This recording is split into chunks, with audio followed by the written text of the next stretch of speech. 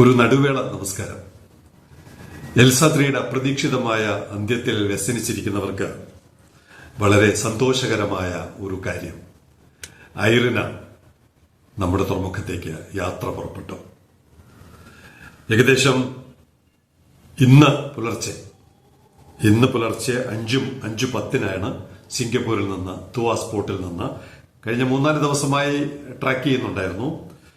5:10 പുറപ്പെട്ടു. 4 ദിവസവും 3 മണിക്കൂറും പിന്നിട്ട് ജൂൺ 1 തീയതി, നേരത്തെ 30 എത്തുമെന്നായിരുന്നു നമ്മൾ പ്രതീക്ഷിച്ചത്. ഇപ്പോ ജൂൺ 1 വൈകുന്നേരം 6:30 ജൂൺ 1 ഒരു നല്ല തുടക്കമാണല്ലോ. നമ്മുടെ സ്കൂളുകൾ തുറക്കുന്ന പുതിയ അറിവിന്റെ നാളുകളിൽ നമുക്കൊരു പുതിയ സൂര്യോദയം പോലെ നമുക്ക് ഐറിന വരികയാണ്. ലോകത്തിലെ ഏറ്റവും വലിയ കണ്ടെയ്നർ കപ്പൽ. അതിന്റെ താരതമ്യമുണ്ട്. 24,364 TEU കണ്ടെയ്നറുകൾ കയറ്റി. ഇപ്പൊ കണ്ടെയ്നറിനെ കുറിച്ചൊക്കെ നമുക്ക് നല്ല ധാരണയായിട്ടുണ്ടല്ലോ. കയറ്റാൻ പറ്റുമെങ്കിൽ വളരെ ലളിതമായ ചില കമ്പാരിസൺസ് കൂടി കൊടുത്തിട്ടുണ്ട്. 1,17,00,000 വാഴപ്പഴങ്ങൾ അതിനകത്ത് ഉൾക്കൊള്ളിക്കാൻ പറ്റും. 1,17,00,000.